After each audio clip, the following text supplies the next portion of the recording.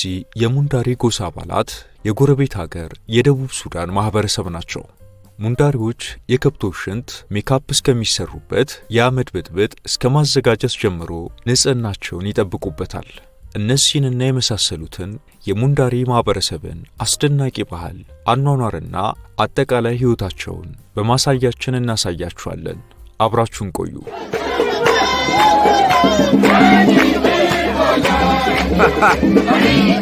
የደቡብ ሱዳን ሪፐብሊክ ማህበረሰብ የሆኑት የሙንዳሪ ጎሳ አባላት በቁጥር ከ70 ሺህ እስከ 100 ሺህ ይገመታሉ። ቋንቋቸው ኩቱክ ይባላል። የሙንዳሪ ጎሳዎች አጠቃላይ መገኛቸው በደቡብ ሱዳን ከዋና ከተማዋ ጁባ በስተሰሜን 75 ኪሎ ሜትር ርቀት ላይ ይገኛል። አካባቢያቸውም በምስራቅ በነጭ አባይ የተከበበ ሲሆን በምስራቅ ኢኳቶሪያል ግዛት ውስጥ እስከ ላካማዲ ድረስ ይዘልቃል። መሬታቸው ከ100 እስከ 75 ኪሎ ሜትር የሚደርስ ስፋት አለው።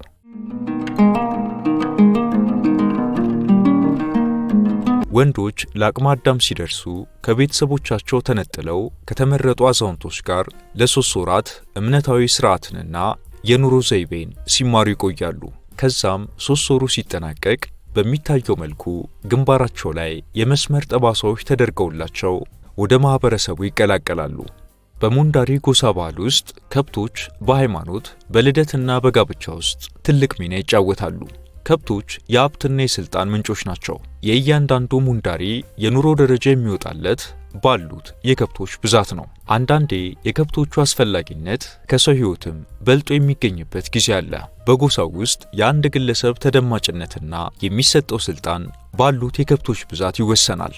አንድ የጎሳው ጎረምሳ የሚወዳትን ኮረዳ በእጁ ለማስገባት የሚወስኑት ያሉት የከብቶቹ ቁጥር ነው። ከዚህ በፊት በሙንዳሪ ጎሳ ውስጥ አንድ ሚስት ለማግባት ያሰበ ወጣት ለቤተሰቦቿ 20 ላሞችን ብቻ መስጠት ነበረበት። ይህ ላሞች ቁጥር ታዲያ ደቡብ ሱዳን ከሱዳን ለመገንጠል ጦርነት ውስጥ በነበረችበት ጊዜ ነበር። አሁን ግን ጥሎሹ በእጥፍ ጨምሯል። ደቡብ ሱዳን ራሷን ችላ ሀገር ከሆነች ወዲህ በጎሳው ውስጥ የሚስት ፈላጊ ወንዶች ቁጥር በመጨመሩ ምክንያት የሴት ልጆች ቤተሰቦች ጥሎሹን ከ20 ላሞች ወደ 40 ላሞች ካሳደጉት ሰነባበቱ። እንደዛም ሆኖ የሙንዳሪ ወንዶች ጥሎሹን የመስጠት አቅሙ እስካላቸው ድረስ የፈለጉትን ያህል ሚስት ማግባት ይችላሉ።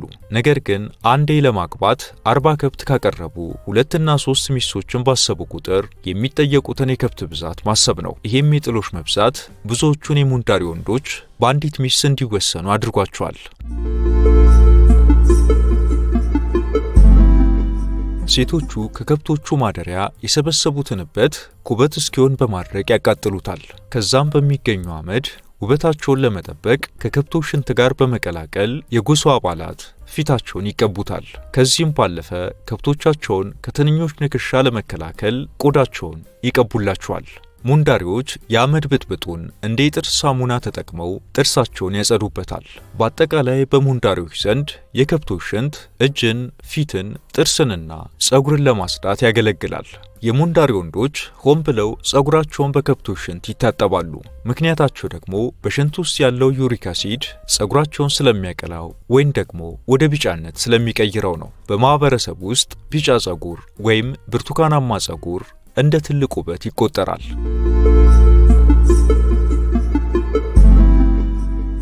የሙንዳሪ ጎሳዎች ሁሌም ምሽታቸው ያማረና የደመቀ ነው። ማታ በጠፍ ጨረቃ በከዋክብት ደምቀው ከብቶቻቸውን በሜትሮች ርቀት አሰኝተው ከቀንድ በሚሰራ የሙዚቃ መሳሪያ እሳት ከበው ይጫወታሉ።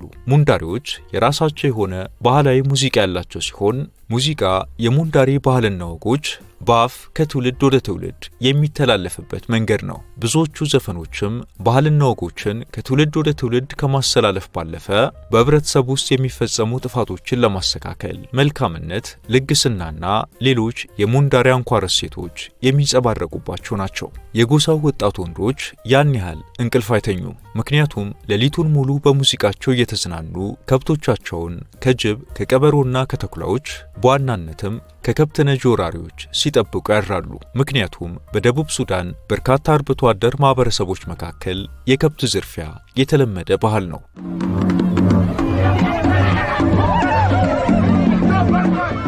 የሙንዳሪ ጎሳዎች ቦርዲንቃ ከተባሉት ጎሳዎች ጋር በከብት ብዛት ውድድር ውስጥ ስለሚገቡ ግንኙነታቸው መልካም የሚባል አይደለም። ሙንዳሪዎች ከባሪና ከሞሮ ማህበረሰቦች ጋር አይስማሙም። በዚህ ምክንያት በእነዚህ ጎሳዎች መካከል ከብቶች እስከ መዘራረፍ የሚያደርሱ ግጭቶች የሚከሰቱባቸው አጋጣሚዎችም ብዙ ናቸው።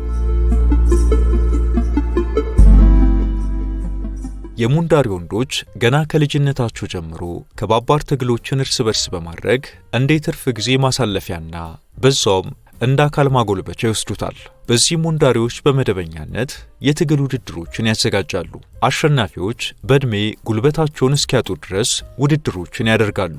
ደጋፊዎቻቸውም እስከ መጨረሻው ድጋፋቸውን ሳያቋርጡ አብሯቸው ይቀጥላሉ። ባለብዙ ከብቶቹ የጎሳው አባላት በውስጣቸው ያሉትን ትንሽ የከብት ቁጥር ያሏቸውን ሰዎች ያከብራሉ። የግጦሽ መሬቶቻቸውንም ያጋሯቸዋል። አንድ የሙንዳሪ ተወላጅ ከልጅነቱ አንስቶ ከሚማረው ነገር ውስጥ ዋነኛው ልግስናንና በጎነትን ነው። እናም ወጣት ወንዶችና ሴቶች አዲስ አበሎችንና አምባሮችን ሲገዙ አሮጌውን ለሌላቸው ይሰጣሉ።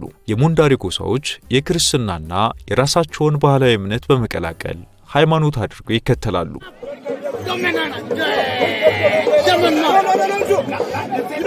ከብቶች ለሙንዳሪዎች ሁሉ ነገር ናቸው።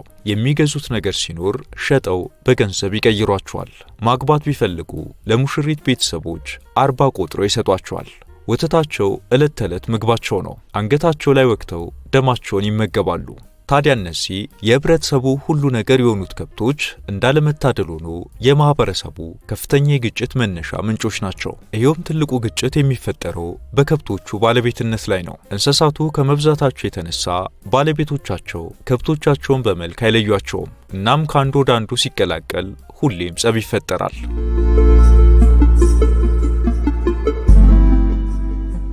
ከግብርና ስራዎች ውጪ የሀገር ሽማግሌዎችና እናቶች እንዲሁም ከ38 ዓመት በላይ የሆኑ የሙንዳሪ ጎሳ አባላት በሰፈር በጎጆአቸው አካባቢ ሲውሉ ወጣት ወንዶችና ሴቶች እንዲሁም ታዳጊዎች ከብቶቻቸውን እየነዱ ለግጦሽ ያሰማራሉ። ምንም እንኳን አካባቢው በነጭ አባይ ሸለቆ አቅራቢያ ቢሆንም ከደቡብ ሱዳን ክፍሎች ውስጥ በጣም ዝቅተኛ የዝናብ መጠን ያለበትና እጅግ ሞቃታማ ለድርቅም በጣም የተጋለጠ አካባቢ ነው። አንዳንዴ የሚነዱት የከብት መንጋዎች እስከ 850 ሊደርሱ ይችላሉ። እናም ለነዚህ አይነት ትልቅ ቁጥር ላላቸው ከብቶች በበረሃማው አካባቢዎች በቂ መኖ ለማግኘት የማያቋርጥ እንቅስቃሴና ሰፊ ቦታ ማካለልን ይጠይቃል። በበጋው ወቅት መጨረሻ ላይ የከብቶቻቸውን መኖ ለማሟላት በቂ ሳር ያለው ብቸኛው ቦታ በነጭ አባይ ዙሪያ በመሆኑ በዛው ማረፊያቸውን ሰርተው ይሰፍራሉ።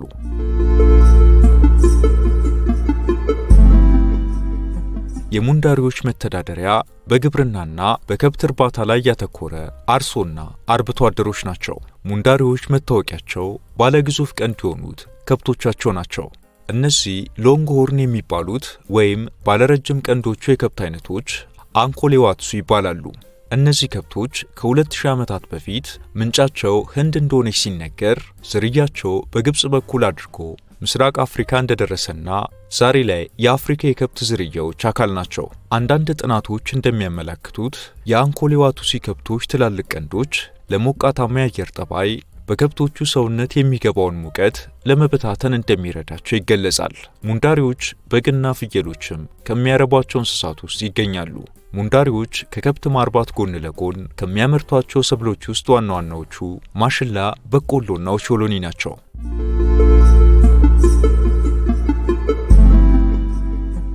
በሙንዳሪ ጎሳዎች ከብቶችን በመስክ በማሰማራትና አጠቃላይ በመንከባከቡ ሁሉም ከታዳጊዎች እስከ አዋቂዎች ድርሻቸውን ይወጣሉ። አብዛኛውን ጊዜ ወጣቶቹ በማለዳ ተነስተው ከብቶቻቸውን ይዘው መስክ ይወጣሉ። ይህኔ ደግሞ እቤት የሚውሉት ሴቶች የከብቶቹን ማደሪያ ካጸዱ በኋላ ፀሐይ ስትጠልቅ ከብቶቹን ይዘው ለሚመለሱት ወንዶች ምግብ ሰርተው ወይም አዘጋጅተው ይጠብቃሉ።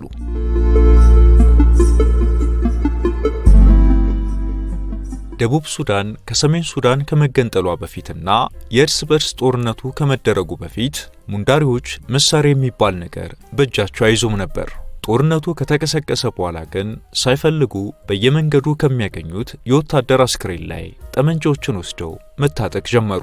ቀጥሎም የጦርነቱ አንድ አካል እስከመሆን ደረሱ። ሙንዳሪዎች ደቡብ ሱዳን እንደ አውሮፓ አቆጣጠር 2011 ላይ ከሰሜን ሱዳን ከመገንጠሏ በፊት ሲደረግ በቆየው የ21 ዓመታት የእርስ በርስ ጦርነት ውስጥ በተደራጀ መልኩ በመዋጋት ትልቅ አስተዋጽኦ ነበራቸው። በጦርነቱ ወቅት የሙንደሪ ጎሳ ሚሊሻዎች ወደ ማዕከላዊ ኢኳቶሪያ ግዛት በመሄድ ራሳቸውን እስከ ኮማንዶነት በማሰልጠን በምስራቅ ኢኳቶሪያ፣ በምስራቅ ሱዳንና በዳርፉር ትላልቅ ውጊያዎች ላይ ተሳትፈዋል። ሆኖም ሙንዳሪዎች ዛሬም ድረስ ካልደረሱባቸው የማይደርሱ ካልነኳቸው የማይነኩ እጅግ ሰላማዊ ጎሳዎች ስለመሆናቸው ይነገርላቸዋል። እናም ዛሬ ላይ በእርስ በርሱ ጦርነት ጊዜ አግኝተው በታጠቋቸው መሳሪያዎች በንቃት ከብቶቻቸውንና ራሳቸውን ይጠብቃሉ።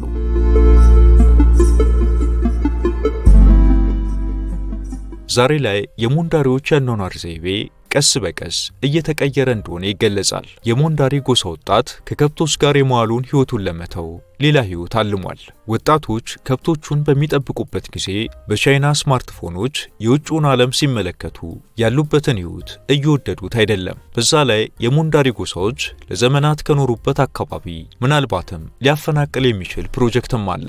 የጎሳው ማህበረሰብ በሚኖርበት አካባቢ ጀምሮ የሚነሳ ትልቅ ሃይዌይ መንገድ በከፍተኛ ወጪ በቻይና እየተገነባ ነው። መንገዱም ለድፍድፍ ነዳጅ ማሳለጫ እንዲሆን የታሰበ ሲሆን ምናልባትም ስራው እየተስፋፋ ሲመጣ የሙንዳሪ ጎሳዎች ከአካባቢያቸው የመገፋት ዕጣ ሊገጥማቸው እንደሚችል ይታሰባል። እስካሁን በተረጋገጠ መልኩ በደቡብ ሱዳን 3.2 ቢሊዮን በርሜል ነዳጅ ክምችት እንዳለ ይነገራል። ምንም እንኳን የእርስ በርስ ጦርነት በማያጣት ደቡብ ሱዳን ውስጥ ነዳጁን ለማውጣት ፈተናዎች ቢኖሩትም ቻይና ለከፍተኛ ጥቅሟ ስትል ቦታውን ይዛ በትጋት እየሰራች ትገኛለች።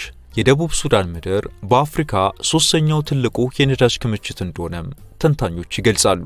እንደ ሌሎች የአፍሪካ ሀገራት ሁሉ ደቡብ ሱዳን ትልቅ የቱሪዝም አቅም ቢኖራትም ሰላሟን ማስጠበቅ አለመቻሏና መሰረተ ልማቶቿ ላይ ባለመስራቷ ከዘርፉ የምታገኘው ገቢ እዚህ ግባ የሚባል አይደለም።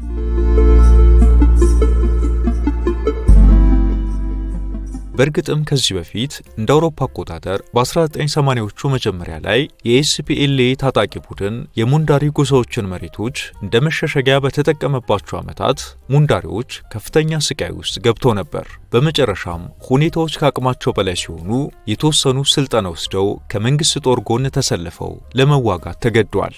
በዛን ወቅትም በጦርነቱ ምክንያት እጅግ በርካታ ሙንዳሪዎች አካባቢያቸውን ለቀው ወደ ጁባና ተረኬካ ወደ መሳሰሉት ከተሞች እንዲጎርፉ አስገድዷቸዋል።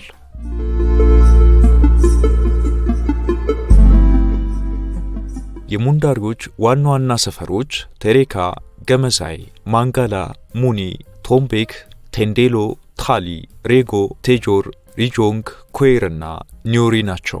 አብራችሁን ስለቆያችሁ እናመሰግናለን። ላይክ እና ሰብስክራይብ በማድረግ እንዲሁም የተሰማችሁን ኮሜንት ላይ በማስፈር አጋርነታችሁን እየጠየቅን በዚህ ጉዳይ ላይ ቢሰራ የምትሉት ቢኖር ሁሌም ዝግጁ ነን። የዛሬውን አበቃን። በያላችሁበት ሰላም